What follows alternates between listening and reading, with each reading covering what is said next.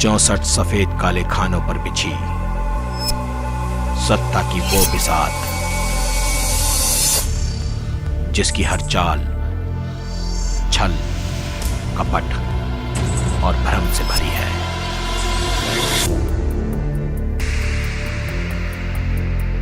राजनीति। नीतीश कुमार जी तो 144 दिन से सीएम हाउस में अंदर रहे। पहले भी कोरोना था, अभी भी कोरोना है, लेकिन उस समय नहीं निकले बाहर। अभी निकल रहे। वोट चाहिए, कुर्सी चाहिए तो निकलत रहे, वोट मांगत रहे। बताओ निकलना चाहिए था कि नहीं निकलना चाहिए था? ये 2-2 हजार किलोमीटर तक, 1500 किलोमीटर तक एगो माई एगो कोड़ा में बबुआ के लेल बारी, एगो में सामान लेके चलत रही 1500 किलोमीटर। नीतीश जी कहते रहे कि जो जहाँ है वहीं रहो। बोले थे कि नहीं बोले थे? 40 लाख से भी ज्यादा मजदूर लोग आए। सुप्रीम कोर्ट ने बोला कि रोजगार दो दीजिए। अब चाहिए तो एयरपोर्ट चले जाओ, रेलवे स्टेशन। बिहार में खासतौर पे रैलियों का रैला लगा हुआ है।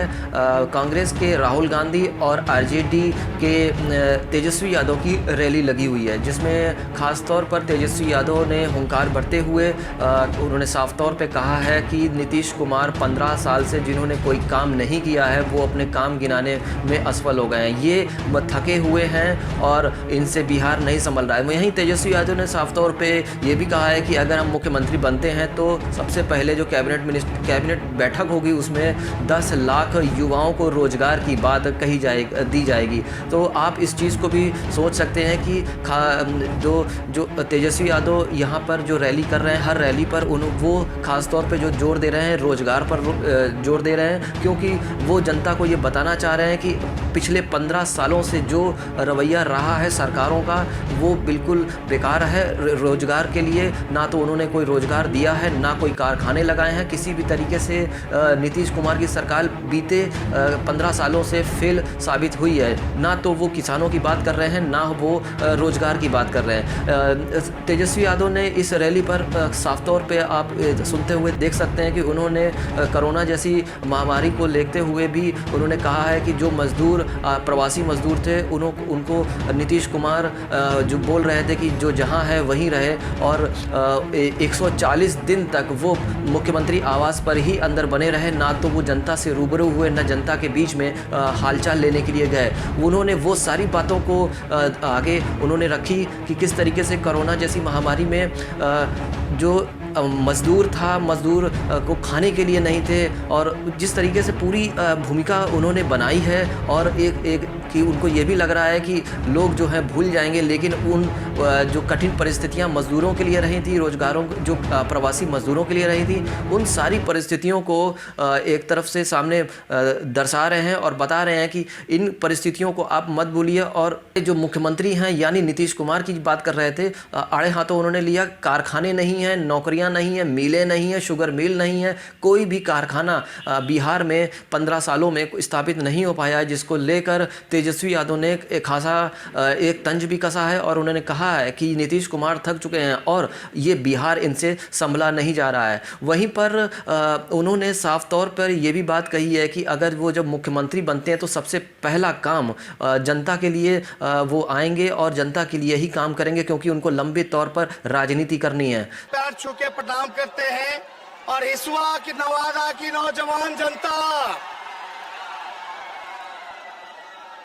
देखिए हम यहाँ पकाओ और थकाओ भाषण देने नहीं आए। समय कम है, समय कम है। पकाओ और थकाओ भाषण नहीं, सीधे आप लोग रिजल्ट बता दो। नवादा, पूरा नवादा में जीत रहा है कि नहीं जीत रहा है? सारा सीट निकाल के दीजिएगा कि नहीं दीजिएगा? देख लो, नवरात्रि है, माँ दुर्गा की आराधना पूजा हम करके आ रहे हैं। कलश की स्थापना हुई है, और जब कलश की स्थापना होती है, जो लोग पूजा करते हैं वो लोग जानते हैं कि संकल्प लिया जाता है। तो आप सब लोग हाथ उठा करके बताइए, संकल्प लीजिए। दोनों हाथ, जिताना है ना, देखा हमरा के कुछ ना कहे के बा। 15 साल से तू लोग जाना तो रहा कि नीतीश कुमार मुख्यमंत्री बारे हैं, डबल इंजन के सरकार बा। और दिल पे हाथ रख के बोला, जब तू लोग ब्लॉक जावेला, थाना जावेला, तो बिना चढ़ावेला कोनो काम होला? कितना लेता है? बिना घूस के कोई काम नहीं। घूसखोरी है, बढ़ी है कि नहीं बढ़ी है? आप लोग बताओ, 15 साल में नीतीश जी रोजगार दिए, कारखाना लगाए, पलायन रोके, गरीबी मिटाए, किसानों के लिए सिंचाई का व्यवस्था कराए। तो आप बताओ, जो जिसको रोजगार था उसको भी मोदी जी ने छीन लिया, नीतीश जी ने छीन लिया। जो शुगर मिल, पेपर मिल, जूट मिल जो चालू था वो भी बंद हो गया। अब तू लोग सब लोग जानते रहा कि नीतीश कुमार जी भाषण देले बाने, घूम घूम के कहते रहे कि बिहार में समुंदर नहीं ना है, लैंडलॉक्ड स्टेट है, जमीन से घिरा हुआ है, इसलिए कारखाना नहीं लग सकता। नीतीश जी, आप थक चुके हो, आपसे बिहार संभलने वाला नहीं है। क्या बात कर रहे हैं? यूपीए की सरकार थी, बता लालू जी ने रेलवे का कारखाना दिया कि नहीं दिया? मढ़ौरा में, परसा में, मधेपुरा में समुद्र था क्या?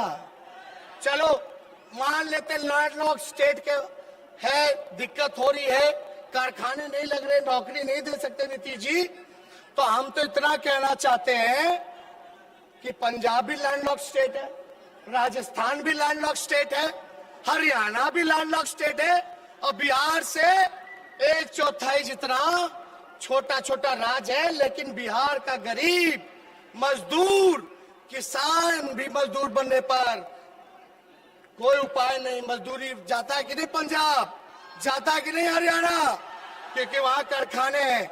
बिहार में क्यों नहीं है भैया? क्यों नहीं है? जो व्यक्ति 15 साल में, हिसुआ की जनता, नवादा की जनता, जो व्यक्ति 15 साल में रोजगार ना दे पाए, कारखाने ना दे पाए, शिक्षा को चौपट कर दे, अस्पताल बदहाल है, बताने की जरूरत नहीं है, सब जान रहे हैं। तो वो व्यक्ति जिसने 15 साल कोई काम नहीं किया, उसको 5 साल और दोगे तो कुछ नहीं करने वाला, कुछ नहीं करने वाला। बूझो तरह कि ना बूझो तरह, बूझो तरह तो हाथ उठा के बतावा, बूझो तरह। तो देखा भाई लोग, एकदम सीधा बात हम बोलनी है। हम नवरात्र कहनी है, कलश की स्थापना करनी वाली और संकल्प लेने वाली। हम झूठ ना बोले, हम जो कहो तनी उससे छोवे के जाता, जो कहा तनी उससे छोवे के जाता। तू लोग बतावा, एक मौका हमरा के मिली कि ना मिली? अरे दोनों हाथ उठा के बताओ, एक मौका मिलेगा कि नहीं मिलेगा? मुख्यमंत्री बनते ही पहला अगर मेरा कलम चलेगा, सुनो नौजवानों सुनो, पहला कैबिनेट मीटिंग में, पहला मंत्रिमंडल की बैठक में मेरा पहला कलम चलेगा तो एक साथ देश के इतिहास में पहली बार 10 लाख नौजवानों को सरकारी नौकरी। अरे रोजगार चाहिए, सरकारी नौकरी चाहिए। बताओ, हम झूठ नहीं बोलेंगे, हमको लंबा राजनीति करना है। हम ठेठ बिहारी है, ठेठ बिहारी, जो कहा तनी ओकरा के पूरा करे। हमार डीएनए भी शुद्ध बा, बुझाता ना। कुछ लोग तो प्रश्न उठा रहे थे, बड़ी खुशी होती प्रधानमंत्री जी आए आज बिहार। मोदी जी देश के प्रधानमंत्री, चलो आपका स्वागत है। उम्मीद था कि आप बताते कि बिहार को विशेष राज्य का दर्जा मिलेगा कि नहीं मिलेगा। आप बताते विशेष पैकेज का क्या हुआ जो आपने बिहार की बोली लगाई थी। आप बताते बिहार में कारखाने क्यों नहीं है? 15 साल बीजेपी सरकार में है। आप बताते रोजगार की आपने कितने लोगों को सरकारी नौकरी देने का काम किया? होना चाहिए था। अभी बाढ़ आया, बताओ 85 लाख आबादी प्रभावित रही, 18 जिला बाढ़ में डूबा रहा। सेंट्रल का टीम भी नहीं आकर के देखा कि मेरा भाई लोग बाढ़ में डूब रहा है, उन लोगों को कुछ किया जाए, कोई देखने नहीं आया। और नीतीश कुमार जी तो 144 दिन से सीएम हाउस में अंदर रहे। पहले भी कोरोना था, अभी भी कोरोना है, लेकिन उस समय नहीं निकले बाहर। अभी निकल रहे। वोट चाहिए, कुर्सी चाहिए तो निकलत रहे, वोट मांगत रहे। बताओ निकलना चाहिए था कि नहीं निकलना चाहिए था? ये 2-2 हजार किलोमीटर तक, 1500 किलोमीटर तक, एगो माई एगो कोड़ा में बबुआ के लेल बारी, एगो में सामान लेके चलत रही 1500 किलोमीटर। और नीतीश जी कहते रहे कि जो जहां है वहीं रहो। बोले थे कि नहीं बोले थे? 40 लाख से भी ज्यादा मजदूर लोग आए। सुप्रीम कोर्ट ने बोला कि रोजगार दो नीतीश जी, आप जाइए तो एयरपोर्ट चले जाओ, रेलवे स्टेशन चले जाओ, सब मजदूर को वापस ले जा रहा, पलायन कर रहा है। बिहार का अरबों खरबों रुपया बर्बाद हो रहा है, ये आप लोग जान रहे हैं। बाहर का पैसा दूसरे राज्यों में जा रहा है। उच्च शिक्षा के लिए लोग बाहर जाते हैं, इलाज के लिए बाहर जाते हैं, रोजी रोटी मजदूरी के लिए बाहर जाते हैं। तो हम ज्यादा कुछ नहीं कहेंगे, आप लोग होशियार हो। हमसे कहते हैं कि पैसा कहां से आएगा? बिहार का बजट 2,13,000 करोड़ है। कितना? 2,13,000 करोड़। नीतीश बाबू कितना खर्च कर पाते हैं? 60%। 40% हो गया 2,13,000 करोड़ का 80,000 करोड़। 80,000 करोड़ पैसा तो है ही है। लोगों को हम रोजगार दें, सरकारी नौकरी। बाद में जब निवेश बढ़ेगा, टूरिज्म बढ़ेगा, कारखाने लगेंगे, तो कृषि पे उदारीकरण जो होगा उसको देखते हुए जो बाकी प्राइवेट सेक्टर में जो रोजगार लगेंगे वो अलग। लेकिन 10 लाख सरकारी नौकरी इकट्ठे किए जाएंगे, इकट्ठे दिए जाएंगे। इसलिए फॉर्म भरते हो नौकरी के लिए, 500 रुपया लगता है, 1000 रुपया लगता है।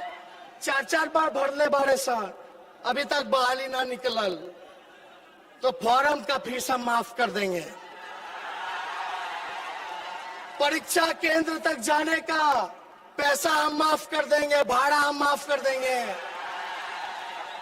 जितने स्वयं सहायता समूह हैं, चाहे आशा वर्कर हो गई, आंगनबाड़ी जी हो गई, जीविका दीदी हो गई, विकास मित्र हो गए, इन सभी के मानदेय को 4,000 करने का काम करेंगे और नियमित करने का काम करेंगे।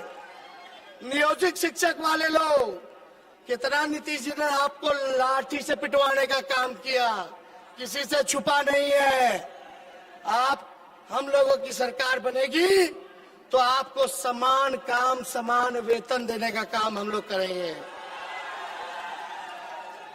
कई बुजुर्ग लोग होंगे, उनसे पूछिए वृद्धा पेंशन नहीं मिलता है, मिलता तो समय पे नहीं मिलता, मिलता तो 400 रुपए मिलता है। वो 400 रुपए को हम लोग 1,000 करने जा रहे हैं वृद्धा पेंशन को। तो ज्यादा कुछ नहीं कहना भाई लोग, मुद्दे की बात करें। देखो हम नौजवान हैं, नया सोच है, नया बिहार बनाना है, तरक्की की बात होनी चाहिए, मुद्दे की बात होनी चाहिए। युवा, किसान, बेरोजगार, मजदूर, शिक्षा, स्वास्थ्य, इन पे बात होनी चाहिए। आप लोग एक मौका दीजिए, नए सोच के हैं, नया बिहार बनाना है। हर जात के लोगों को, हर धर्म के लोगों को, हर वर्ग के लोगों को हम साथ लेकर के चलने का काम करेंगे। किसी को पीछे नहीं छोड़ेंगे, किसी को पीछे नहीं छोड़ेंगे। तो ज्यादा कुछ नहीं, चाहे स्वर्ण जाति के हो, चाहे पिछड़े जाति के हो, चाहे अति पिछड़े जाति के हो, चाहे दलित जाति के हो, चाहे आदिवासी भाई हो, चाहे अल्पसंख्यक भाई हो, सब लोगों को साथ लेकर के चलेंगे। और देखिएगा, कुछ लोग चाहते हैं कि जो है मुद्दे से भटकाया जाए, लेकिन बटना नहीं है, काम की बात होनी चाहिए। कुछ लोग चाहेंगे जात के नाम पे लड़ाएंगे, कुछ लोग धर्म के नाम पे लड़ाएंगे, लेकिन बिहार के लोग इस बार बेरोजगारी के मुद्दे पे लड़ेंगे, काम के मुद्दे पे लड़ेंगे, किसान मजदूर के मुद्दे पे लड़ेंगे। तो ज्यादा कुछ हम ना कहेंगे। तो लोग हाथ उठा के हमरा के राहुल जी के निश्चिंत कर दो, अरे निश्चिंत कर दो हाथ उठा करके।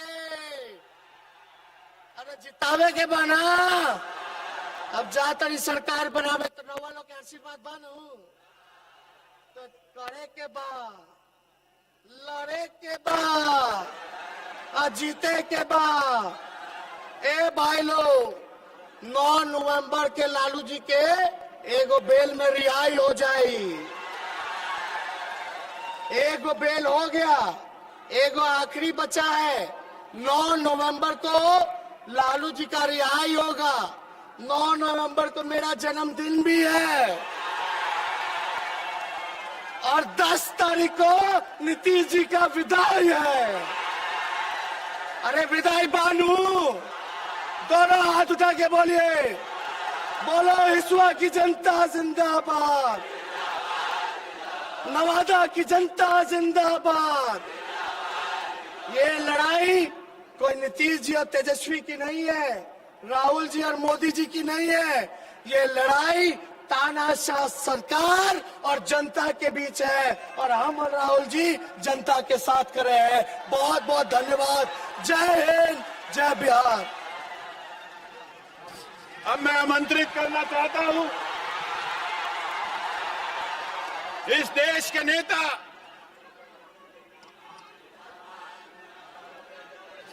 हम सबके दिलों की धड़कन, कांग्रेस पार्टी के पूर्व अध्यक्ष, हमारे नेता आदरणीय राहुल गांधी जी को अगर एक बार हाथ उठाकर सब नारा लगाएंगे तो आने वाले समय में बिहार और देश की तकदीर बदलने का जो काम करेंगे। आदरणीय राहुल गांधी जिंदाबाद। हमारे सैनिक शहीद हुए, उनके सामने प्रधानमंत्री अपना सिर झुकाते हैं। नरेंद्र मोदी जी ने कहा पूरा देश उनके सामने, बिहार के शहीदों के सामने सिर झुकाता है। मगर सवाल ये नहीं है, सवाल सिर झुकाने का नहीं है, सवाल दूसरा है। जब बिहार के युवा सैनिक शहीद हुए,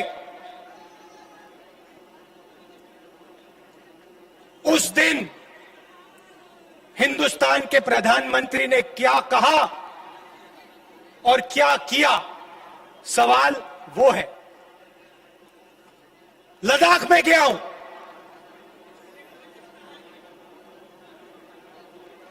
लद्दाख में हिंदुस्तान की सीमा है और उस सीमा पे बिहार के, उत्तर प्रदेश के, बाकी प्रदेशों के युवा अपना खून, अपना पसीना देकर हिंदुस्तान की रेखा, जमीन की रक्षा करते हैं। लद्दाख में ऐसी जगह है जहां -20, 25, 30 डिग्री सेल्सियस का टेम्परेचर है। ऐसी जगह है जहां हमारे सैनिकों को 10-15 दिन पोस्ट तक पहुंचने के लिए चलना पड़ता है। सियाचिन में हमारे युवा ठंड से मरते हैं मगर वापस नहीं आते, भूखे रह जाते हैं, वापस नहीं आते। उन्होंने आजादी के दिन से के बाद हिंदुस्तान की सीमा की रक्षा की। सवाल यह है कि जब चाइना की सेना ने हमारे 20 सैनिकों को मारा, शहीद किया और हमारी जमीन ली। भाई और बहनों, 1200 किलोमीटर हिंदुस्तान की जमीन चाइना ने ली है। चाइना की सेना हिंदुस्तान के अंदर है। सवाल यह है कि जब चाइना हमारी जमीन के अंदर आए तो हमारी प्रधानमंत्री ने हमारे वीरों का अपमान करते हुए यह क्यों बोला कि हिंदुस्तान के अंदर कोई नहीं आया? सवाल भाइयों और बहनों ये है। आज कहते हैं मैं सिर झुकाता हूं, मगर हिंदुस्तान की सेना का अपमान नरेंद्र मोदी ने किया जब उन्होंने देश को झूठ बोला कि चाइना का कोई भी सैनिक हिंदुस्तान के अंदर नहीं आया। सवाल यह है नरेंद्र मोदी जी, ये चाइना के सैनिक जो हिंदुस्तान के अंदर बैठे हैं, इनको आप बाहर कब निकालोगे? सवाल यह है। आप सिर झुकाने की बात मत कीजिए। आप हमारे वीर सैनिकों को यह बताइए कि चाइना को आप हिंदुस्तान से कब बाहर फेंकोगे, यह बताइए। और यहां आकर उल्टे सीधे झूठ मत बोलिए। यहां बिहारियों को झूठ मत बोलिए। आप बिहारियों को यह समझाइए कि आपने उनको रोजगार कितना दिया और कब। पिछले चुनाव में बोला था 2 करोड़ युवाओं को रोजगार दूंगा।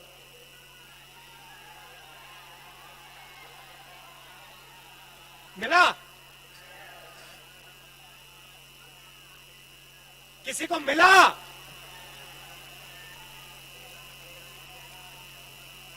जीरो। आते हैं, कहते हैं किसानों के सामने मैं सिर झुकाता हूं, सेना के सामने मैं सिर झुकाता हूं, मजदूरों के सामने मैं सिर झुकाता हूं, छोटे व्यापारियों के सामने मैं सिर झुकाता हूं। और दूसरे घर जाते हैं और अंबानी और अदानी का काम करते हैं। भाषण आपको देंगे, सिर झुकाएंगे आपके सामने, मगर जब काम करने का समय आएगा तो फिर काम किसी और का करेंगे। नोटबंदी की फायदा हुआ आपको? आप बैंक के सामने खड़े हुए ना, ऐसी धूप में खड़े थे ना, बारिश में खड़े थे ना, आपने अपना पैसा बैंक में डाला, ठीक है, पैसा कहां गया? आपका पैसा कहां गया? हिंदुस्तान के सबसे अमीर लोगों के जेब में अंदर। आपसे कहा काले धन के खिलाफ लड़ाई। क्या अदानी जी बैंक के सामने खड़े थे क्या? अंबानी जी बैंक के सामने खड़े दिखे आपको? नहीं, वो ऐसे कमरे में आपका पैसा छीना और उनका कर्जा माफ किया। हमारी सरकार थी, 70,000 करोड़ रुपए किसानों का कर्जा माफ किया था।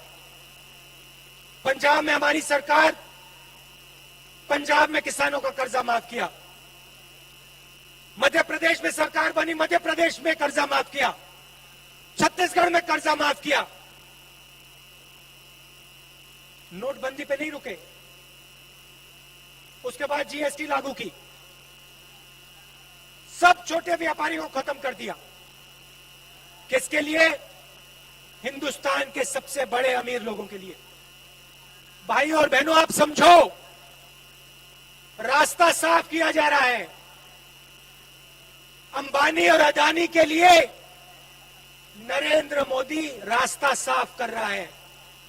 किसानों को, मजदूरों को परे कर रहा है, छोटे दुकानदारों को परे कर रहा है। आने वाले समय में आपका पूरा का पूरा धन हिंदुस्तान के 2-3 पूंजीपतियों के हाथ में हो जाएगा। आपके खेत आपसे छीन लिए जाएंगे और इनके हाथ चले जाएंगे। 3 नए कानून बनाए हैं। किसानों पर आक्रमण करने के 3 नए कानून बनाए। बिहार में इन्होंने पहले कर दिया था, अब ये पूरे देश में कर रहे हैं। मैं थोड़ा पानी, अब ये पूरे देश में कर रहे हैं। यहां पे इन्होंने मंडी खत्म की, एमएसपी खत्म की, अब ये पूरे देश में मंडियों को, एमएसपी को खत्म कर रहे हैं। लाखों लोगों को धन्यवाद।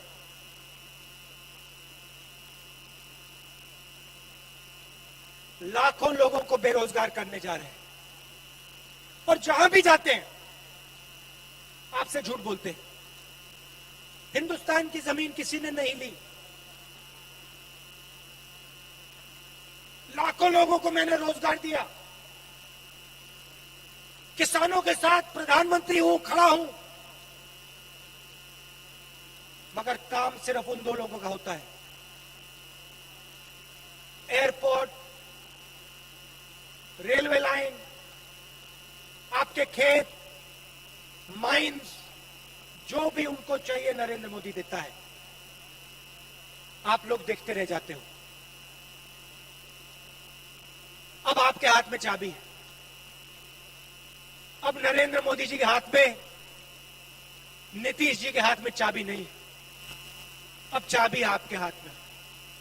जो निर्णय आप लोगे वो बिहार में होने जा रहा है और अब इनको हराना है। बिहार के लिए, बिहार की विकास की सरकार, बिहार के किसानों की, मजदूरों की सरकार अब बिहार में लानी है।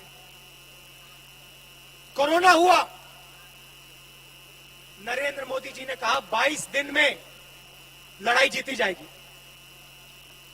बिहार के सब मजदूरों को दिल्ली से, बाकी प्रदेशों से भगाकर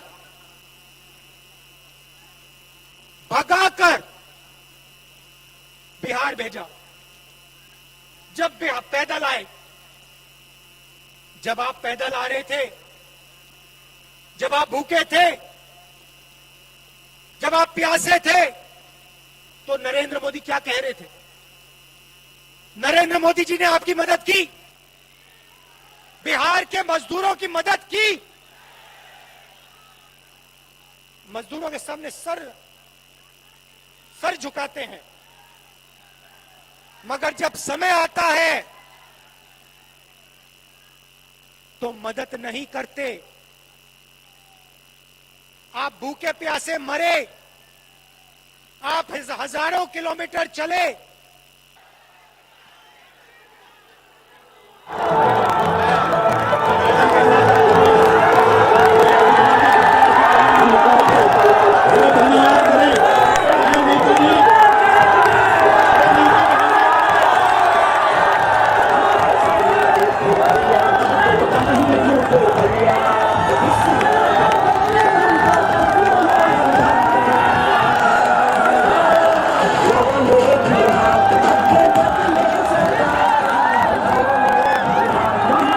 तो ये खास तौर पे रैलियों का दौर जारी है। आज रैली है, कल रैली है, ये रैलियां चलती रहेंगी, नेता भाषण देते रहेंगे, लेकिन कितनी चीज़ें जनता के लिए वो अपने इस वोट बैंक के लिए काम करते हैं या फिर जनता के लिए वास्तव में वो कुछ अमली जामा पहनाने का काम करेंगे। फिलहाल इस तरीके की राजनीति और इस तरीके के जो भाषणबाजी हैं आपको रैलियों में ही देखने को मिलते हैं।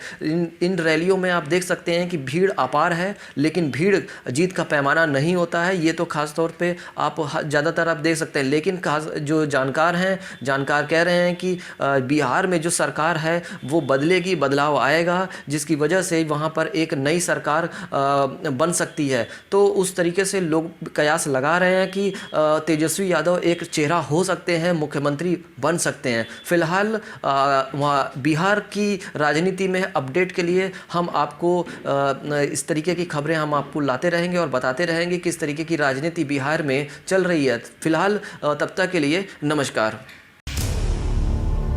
64 सफेद काले खानों पर बिछी सत्ता की वो बिसात जिसकी हर चाल छल कपट और भ्रम से भरी है।